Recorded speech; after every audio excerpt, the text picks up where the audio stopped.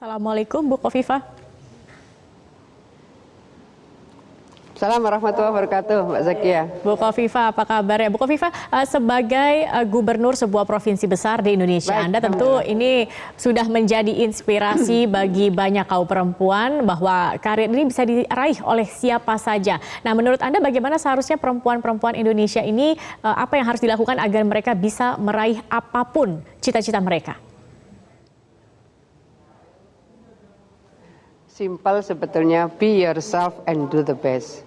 Kalau kita itu pengen jadi orang lain, nanti mimpi kita terlalu tinggi, kemudian kalau kita mau bikin milestone ini kan harus berpijak di bumi nih. Milestone, jadi kita bikin tahap 1, tahap 2, tahap 3, dan seterusnya. Jadi saya rasa masing-masing di antara kita, termasuk perempuan-perempuan, mereka punya potensi, dan saya rasa keunggulan-keunggulan perempuan punya keunggulan kompetitif dan keunggulan komparatif. Yakini bisa mengeksplor kemampuan yang kita punya. Jadi kalau misalnya begini, Imam Al-Ghazali itu punya 4 kategori melihat potensi manusia. Pertama, rajulun yadri annahu yadri. Orang yang tahu bahwa dirinya punya kemampuan. Ada prototipe perempuan, dia tahu bahwa dia punya kemampuan. Prototipe kedua adalah rajulun yadri annahu la yadri. Dia tahu bahwa dia tidak mampu, maka dia akan berusaha keras, dia akan mencari jaringan, dia akan terus berikhtiar, berlatih, dan seterusnya. Perempuan-perempuan yang, atau siapa saja sebenarnya ya, perempuan yang tahu bahwa sebetulnya dalam hal ini saya tidak punya kemampuan, saya akan berusaha keras. Atau mungkin saya akan memilih, oh profesi ini tidak pas untuk saya akan memaksimalkan profesi yang ini misalnya. Ada kategori rajulun la yadri annahu yadri. Menurut Imam Al-Ghazali, ada orang yang tidak tahu bahwa dia punya kemampuan. Itulah tugas kita, tugas pemimpin, formal maupun informal leader. Tugas kita semua yang ada dalam sebuah komunitas. Yakinkan, beri semangat mereka, beri motivasi mereka bahwa kalian mampu.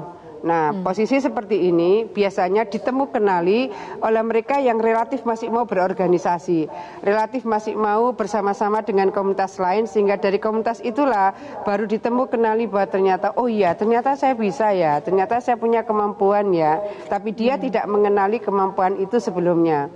Nah, ada kategori keempat, rajulun la yadri annahu la yadri. Dia tidak tahu bahwa dia tidak mampu. Nah, kalau dia tidak tahu bahwa dia tidak mampu, bisa jadi kaum fatalis.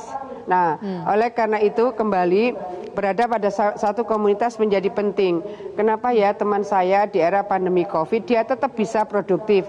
Dia bikin apa? Oh, ternyata hari ini dia bikin masker kain misalnya. Bikin apa? Oh, ternyata dia juga bisa menjahit APD misalnya. Hal-hal seperti itu akan bisa kenali kalau dia dalam satu komunitas. Baik, Bu Khofifah, kalau melihat di masa pandemi COVID-19 ini tentunya banyak sekali begitu masalah-masalah sosial yang muncul, yang Anda hadapi di Jawa Timur. Kemudian apa strategi Anda untuk mengatasi ini semua, termasuk apalagi saat ini di bulan Ramadan seperti ini, Bu Khofifah?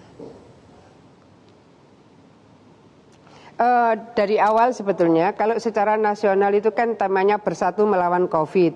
Dari awal kami mengumpulkan berbagai elemen, saya menyampaikan kita punya tagline bergotong royong melawan COVID. Kenapa saya menyebut bergotong royong melawan COVID? Karena yang menjadi varian-varian yang terdampak dari COVID ini ibaratnya kayak akar serabut, banyak sekali. Tiba-tiba kemudian ada yang terdampak dari pekerjaannya, apakah dirumahkan atau di PHK. Tiba-tiba kemudian mereka yang tadinya supir angkot ya, atau mereka yang driver ojol, lalu mereka hari ini misalnya PSBB, mereka tidak bisa lagi bawa penumpang kecuali mereka bawa barang, itu juga jadi terdampak. Lalu mereka yang misalnya tadinya bisa jualan seperti sore kan suka ngabuburit nih. Ngabuburit di beberapa titik memang tetap ada, tetapi harus betul-betul pada posisi physical distancing. Akhirnya dibatasi yang berjualan dan seterusnya.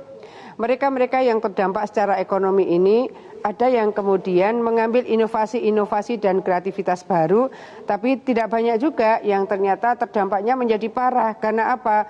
Kemarin terlanjur dia pinjam atau dia sudah ngutang. Nah, ternyata apa yang dia produksi dia tidak bisa jual seperti tahun-tahun sebelumnya. Nah, pada posisi seperti ini, kalau misalnya dia itu pinjamnya ke lembaga perbankan di bawah 10 miliar memang ada relaksasi. Kalau dia di Pegadaian ada relaksasi. Tapi kalau dia misalnya di koperasi atau kalau dia misalnya di rentenir, ini kan akhirnya lebih menjerat lagi. Nah, pada posisi seperti ini sebetulnya kalau di PSBB ini memang kami ya Pemprov ini bikin dapur umum. Tetapi saya di mana-mana menyampaikan orientasi kami bukanlah memperbanyak dapur umum. Tetapi dapur umum adalah induk. Di sekelilingnya rata-rata minimal 20 PKL kita berdayakan. Artinya bahwa dapur umum ini adalah induk untuk bisa memberikan coverage mereka buka dan sahur. Tapi pemberdayaan PKL-PKL itu akan jadi prioritas. Itu yang kami lakukan. Baik Bu Kofifa, juga ini di bulan Ramadan tentunya nanti akan ada zakat, infak, sodako. Nah, kemudian bagaimana pengaturan untuk pelaksanaan distribusinya ini? Kita kan ingin menghindari tidak ada kerumunan. Nah, biasanya pada saat pembagian zakat, infak, sodako ini kadang-kadang muncul masyarakat yang berkerumun, dan juga bagaimana mengantisipasi agar yang diberikan ini tepat sasaran begitu Bu Kofifa? Ya, pada dasarnya kan begini, ini ada muzaki, orang yang mengeluarkan zakat. Ini ada mustahik, orang yang menerima zakat. Antara muzaki dan mustahik ini biasanya sudah terkonfirmasi. Oh, inilah orang-orang mustahik gitu ya. Tetapi hari ini kan ada yang baru ini, mustahik baru yang terdampak. Mereka adalah yang miskin, yang tiba-tiba miskin, atau mungkin yang fakir. Fakir adalah orang miskin yang nggak punya pekerjaan. Nah, pada posisi seperti ini sebetulnya kita memulai dari Pemprov, kira-kira sekitar 1,3 miliar ini yang dari, ini belum zakatnya, ini baru sedekahnya teman-teman dari Pemprov. Saya mengkomunikasikan dengan teman-teman di daerah, ini sudah jalan. Kita kemudian minta mereka yang membagi ini kemudian dimasukkan dalam cash forward. Jadi satu orang ini membagi untuk 50 orang. Nah, yang membagi ini kita masukkan di dalam format cash forward, sehingga mereka juga mendapatkan upah dari membaginya.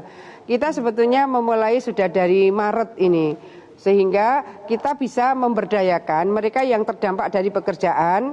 Awal misalnya kita mulai dari Jember, kita ambil dari tukang becak, kita ambil dari satpam yang sekolah-sekolah waktu itu tutup. Nah, kita dapat 700 orang.